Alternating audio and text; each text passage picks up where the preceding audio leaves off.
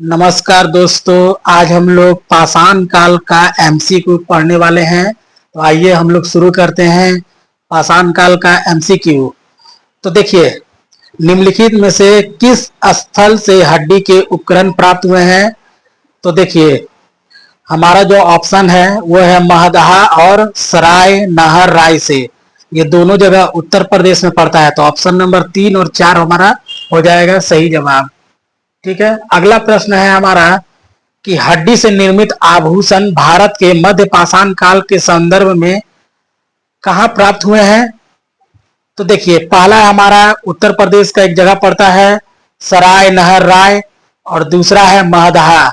इससे पहले वाले प्रश्न में भी हड्डी से बने उपकरण के बारे में बताया गया है, और हड्डी से बने उपकरण हो या हड्डी से बने औजार हो, दोनों को जो है उत्तर प्रदेश के सराय नहर राय और महदहा से प्राप्त हुआ है, और बिहार के चिरान से भी प्राप्त हुआ है। ये पहले वाले वीडियो में हम लोग पढ़ चुके हैं।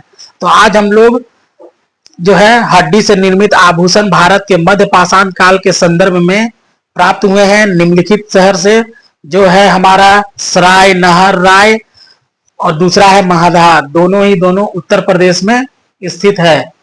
उसके बाद अगला जो प्रश्न है हमारा कि इनमें से ताम्र पाषाण युग का कौन सा स्थल राजस्थान में स्थित है? तो देखिए, ताम्र पाषाण काल का वह स्थान जो है गणेश्वर है। गणेश्वर से जो है बहुत सारे तांबे के ढेर प्राप्त हुए हैं, यानी कि तांबे के अवशेष जो है गणेश्वर से प्राप्त हुए हैं। इसीलिए जो है यह एक ताम्र पाषाणिक युग का जो है एक स्थल है गणेश्वर, जो राजस्थान में स्थित है। ठीक है, गणेश्वर का जो उत्खनन करता है वह है रत्नचंद्र अग्रवाल, जो 1977 में इसकी खुदाई के दौरान गणेश्वर प्रकाश में आया था। ठीक है, तो समझ में आ गया निम्नलिखित में से ताम्र पाषाण युगीन कौन सा स्थल है राजस्थान में? तो गणेश्वर। गणेश्वर में बहुत सारे तांबे के ढेर के अवशेष प्राप्त हुए हैं। ये एक ताम्र पाषाणिक संस्कृति है गणेश्वर। ठीक है, इसके उत्खननकर्ता कौन है? तो रत्नचंद्र अग्रवाल 1977 में इसकी खुदाई करते हैं। यहां तक क्लियर है। उसके बाद देखिए, अगला प्रश्न है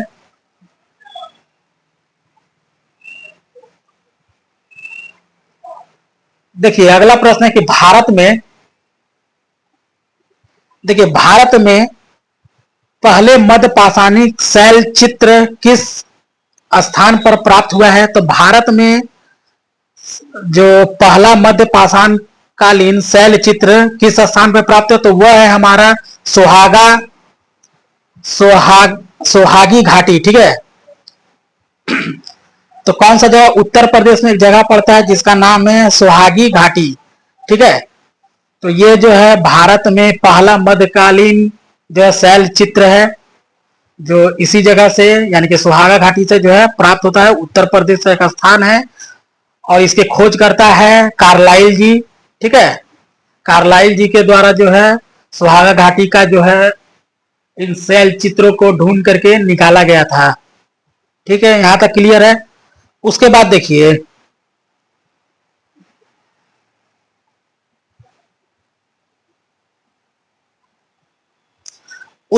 भीमबेटका में किस काल में पाषाण चित्रों का बनाना प्रारंभ हुआ? तो भीमबेटका जो है, याद रखिएगा, भीमबेटका जो गुफा है वो मध्यकाल से संबंधित है, पहला नंबर।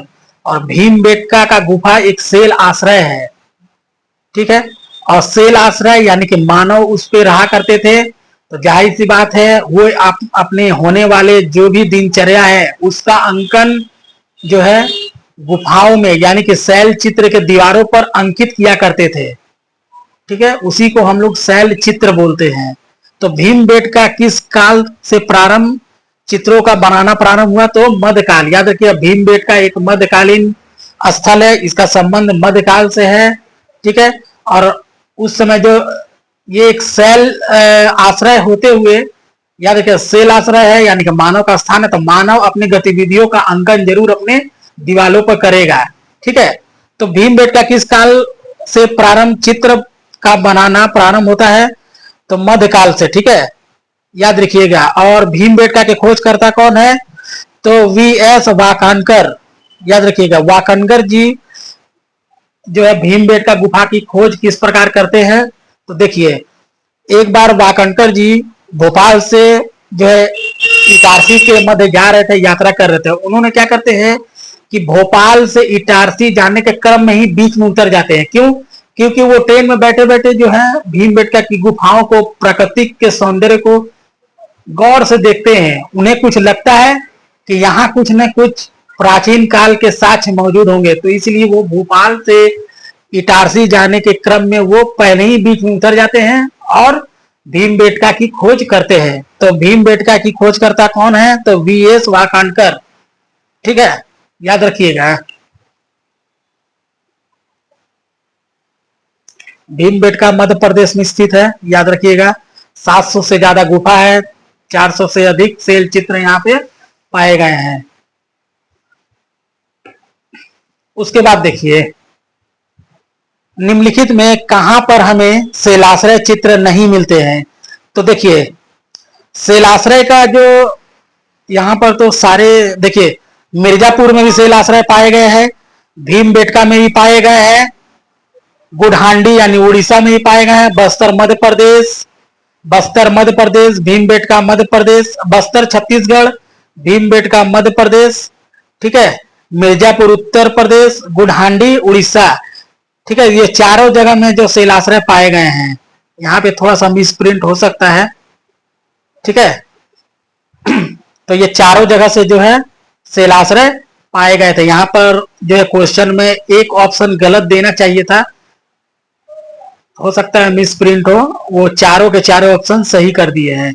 तो चारों जगह से है जो शैलाश्रय मिले हैं। ठीक है, उसके बाद देखिए, निम्नलिखित में से भारत की सबसे प्राचीन गुहा चित्रकला कहां पे है। तो भीमबेटका। भीमबेटका का संबंध मध्यकाल से है, पहला नंबर। दूसरा, ये शैलाश्रय है।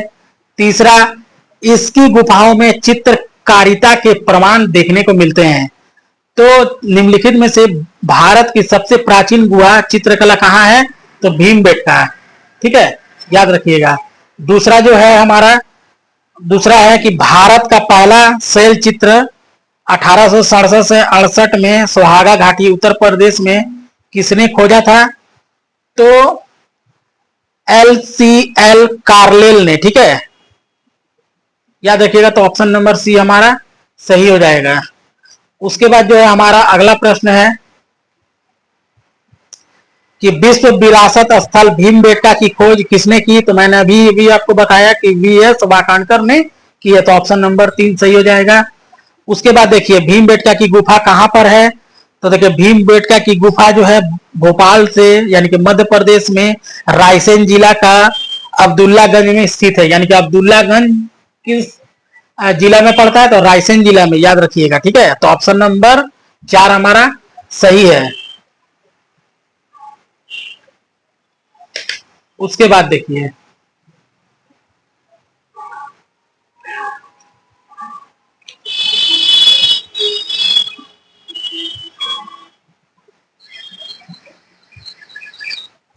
अगला प्रश्न देखिए, शैल चित्रों में प्राग ऐतिहासिक महत्व को खोजा। तो किसने खोजा।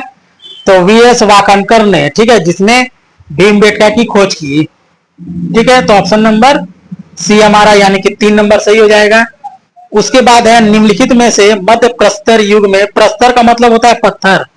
ठीक है, मध्य प्रस्तर युग में संबंधित है। तो निम्नलिखित में से कौन सा जो स्थल है वो मध्य, तो निम्नलिखित में से कौन सा मध्य प्रस्तर युग से संबंधित है। तो भीमबेटका है। ठीक है, ऑप्शन नंबर 3 हमारा सही हो जाएगा। ठीक है, उसके बाद देखिए, निम्नलिखित में से पश्चिम बंगाल में ताम्र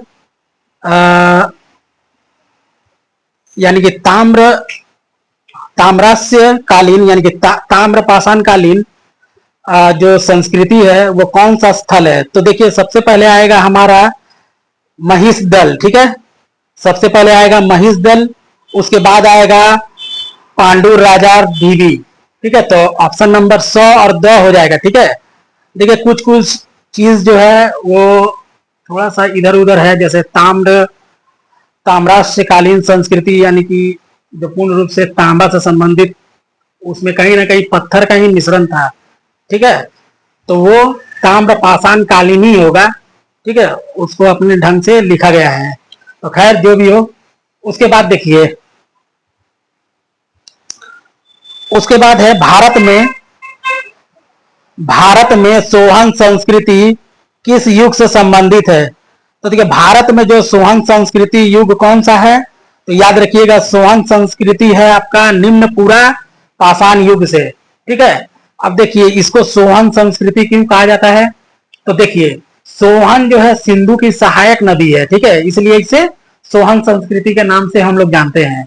उसके बाद देखिए, इस संस्कृति में एक चीज फेमस था कि ये जो सोहन संस्कृति है, यहाँ से जो है चॉपर, चॉपिंग, टेबल संस्कृति के जो है औजार प्राप्त हुए हैं। इसलिए इस संस्कृति को, यानी कि चॉपर, चॉपिंग, टेबल संस्कृति को हम लोग सोहन संस्कृति के नाम से ही जानते हैं। तो सोहन संस्कृति क्या है, तो सिंधु की सहायक नदी है सोहन।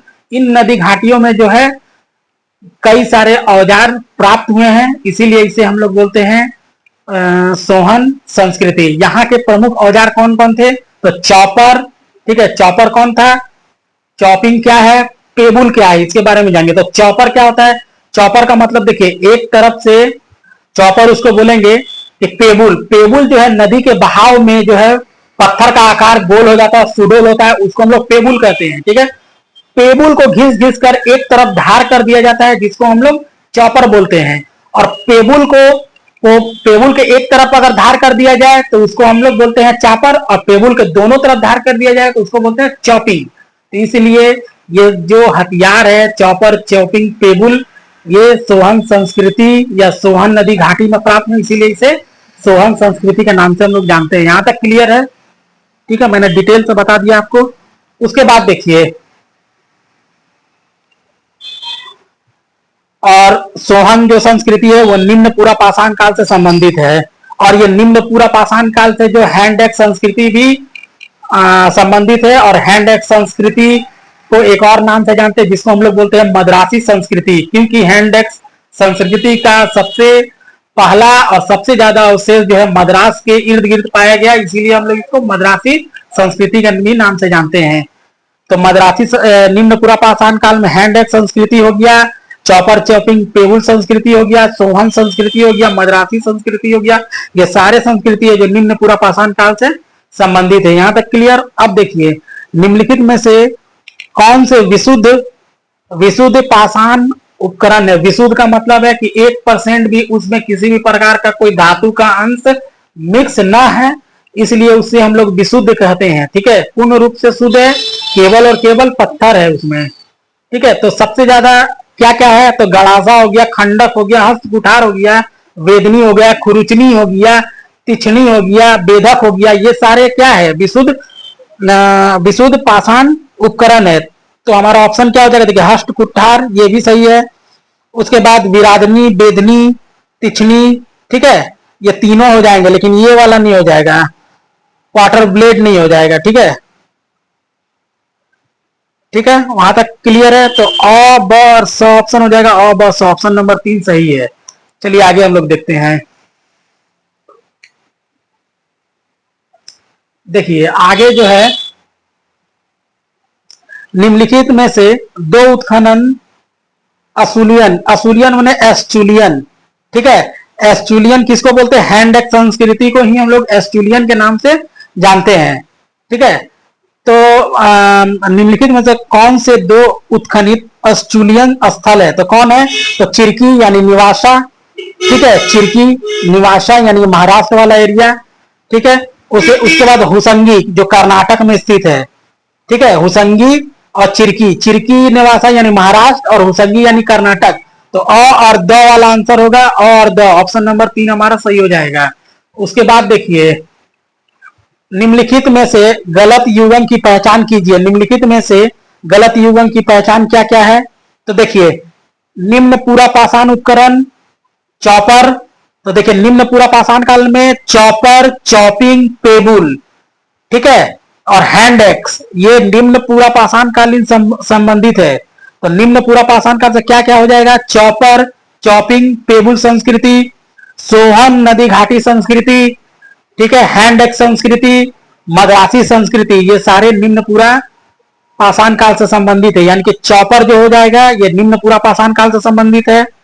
मध्य पूरा पाषाण काल यानी कि बोरर, ठीक है, बोरर जो हो जाएगा मध्य पाषाण काल, मध्य पूरा पाषाण काल या पूरा पाषाण काल के जो औजार है वो सूक्ष्म औजार है, ठीक है। उसके बाद क्या, उच्च पूरा पाषाण कालीन ब्यूरिन, ठीक है, कौन सा हो जाएगा, उच्च पूरा पाषाण काल ब्यूरिंग। मध्य पाषाण काल चॉपिंग नहीं, मध्य पाषाण काल चॉपिंग नहीं है, चॉपिंग किसका अभी बताया ना, चापर चॉपिंग। निम्न पूरा पाषाण, चॉपर क्या होता है, तो चॉपर में एक तरफ धार होगा, चॉपिंग में दोनों तरफ धार होगा, ठीक है, क्लियर। तो मध्य पाषाण काल उपकरण चॉपिंग नहीं होगा, ये गलत है, और मध्य पूरा पाषाण चॉपिंग गलत, यहाँ क्लियर है, डिटेल से मैंने बताया आपको। अब देखिए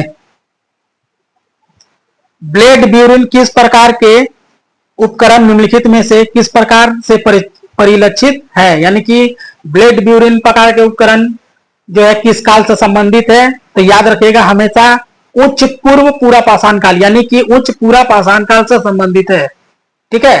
तो ऑप्शन नंबर 1 हमारा सही हो जाएगा। उच्च पूरा भी हो सकता है, उच्च पूर्व, पूर्व और पूरा दोनों एक ही चीज है, ठीक है, उच्च पूरा पाषाण काल या उच्च पूर्व पाषाण काल, क्लियर। तो ऑप्शन नंबर ए हमारा सही हो जाएगा। उसके बाद देखिए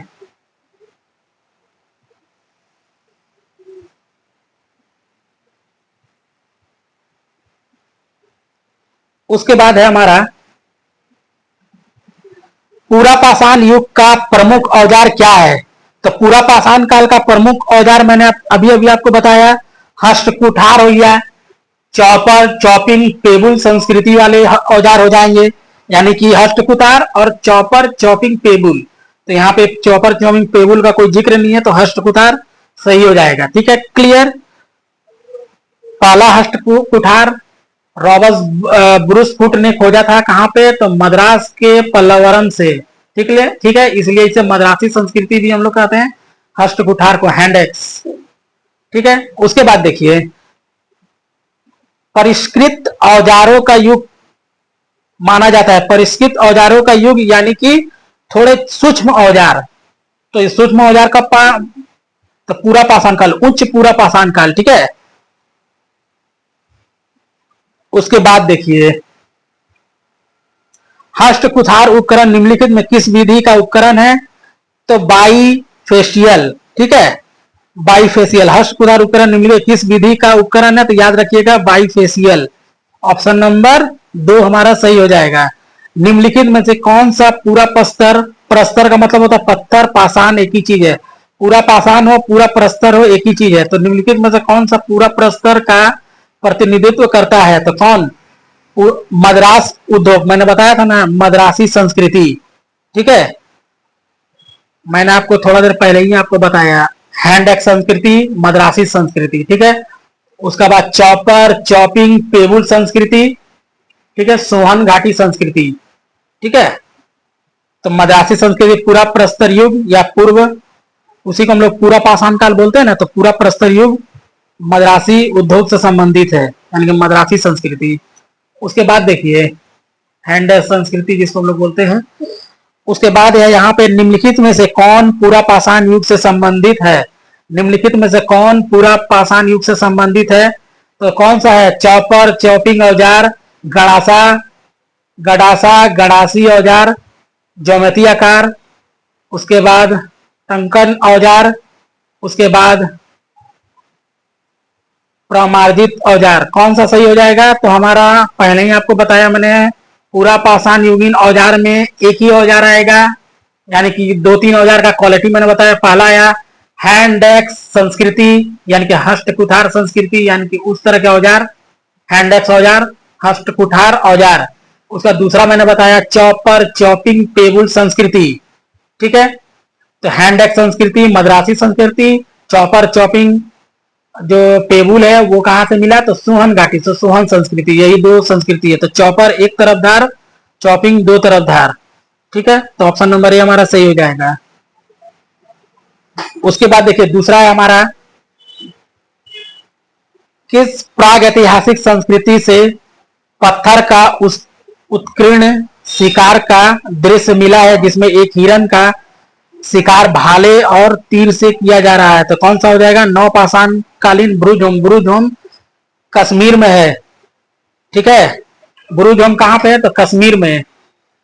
यहां तक क्लियर है? उसके बाद हम लोग देख रहे हैं,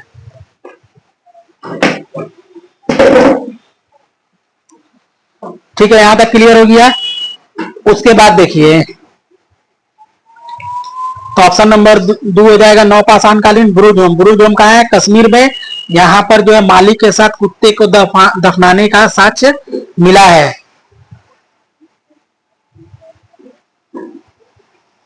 उसके बाद देखिए, निम्नलिखित में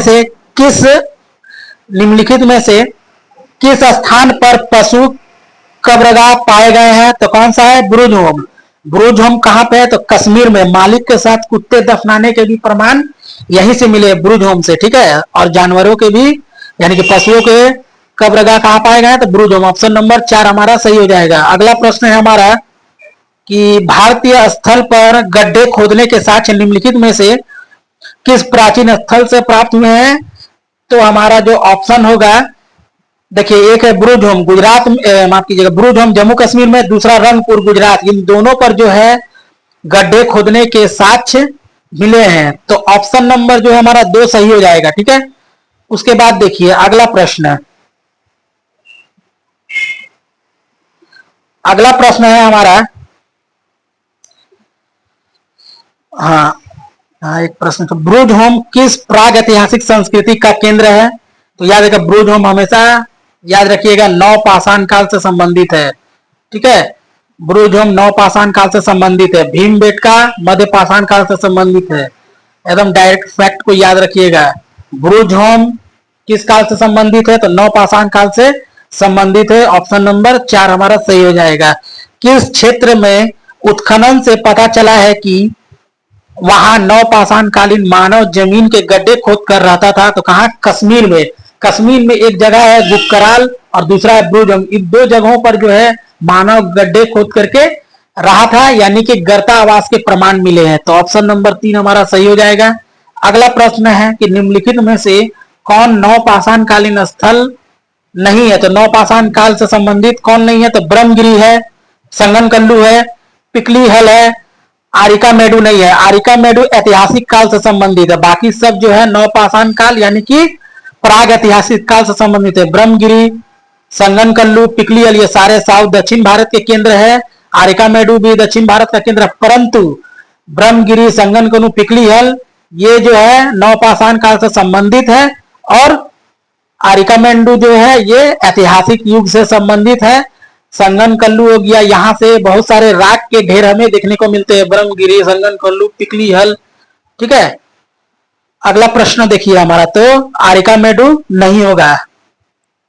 उसके बाद हेमो इरेक्टस प्रथम मानव जीवाश्म भारत के किस स्थल से प्राप्त हुआ है?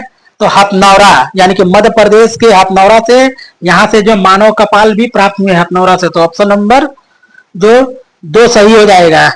उसके बाद देखिए अगला प्रश्न हमारा है,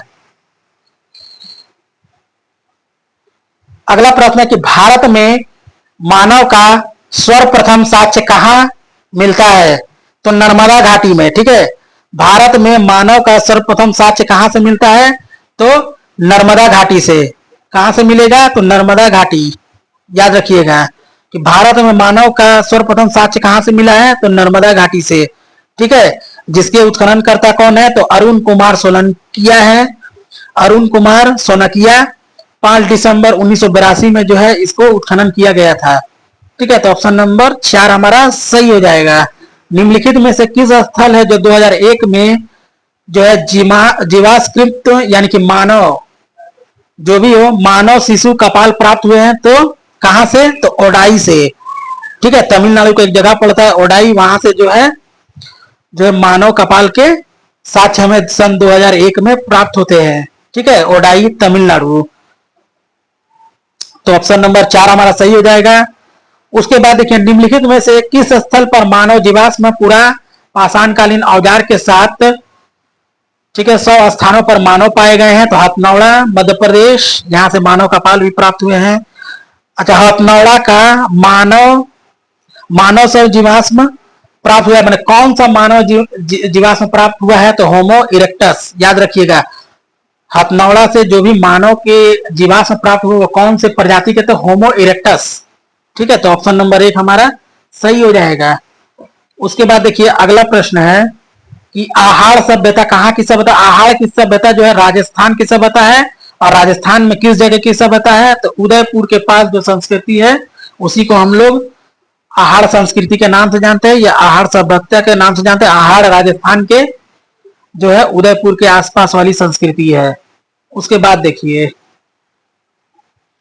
उसके बाद भारतीय उपमहाद्वीप में धातु का पहला प्रमाण कहां से मिला है, तो बलूचिस्तान से मिला है, याद रखिएगा। और मानव के द्वारा व्यवहार में लाए जाने वाला प्रथम धातु तांबा है। ठीक है, और मनुष्य ने किस धातु का आविष्कार किया, तो तांबा में टीम मिला करके जो है, याद रखिएगा, उन्होंने कांसा का निर्माण किया सिंधु घाटी सभ्यता में, वो हम लोग पढ़ेंगे। ठीक है, यहां तक क्लियर है, बलूचिस्तान आंसर होगा। उसके बाद देखिए बालाथल, बालाथल जो राजस्थान का एरिया है वो किसके द्वारा खोजा गया है, तो वीएन मिश्र के द्वारा खोजा गया। तो दोस्तों याद रखिएगा कि मैंने आपको पाषाण काल से कुछ प्रश्न को कंप्लीट कराया है, आगे भी ये प्रश्न है जो हम लगातार कराते रहेंगे, आप टेंशन ना लें, ये प्रश्न लगातार चलते रहेंगे। और आपके पप्पू सिंह प्रजापति जी की जो पुस्तक है एमसीक्यू, उसको मैं पूरा का पूरा कंप्लीट कराऊंगा, आप धैर्य रखें। ठीक है, तो मिलते हैं हम लोग नए वीडियो के साथ, तब तक के लिए धन्यवाद।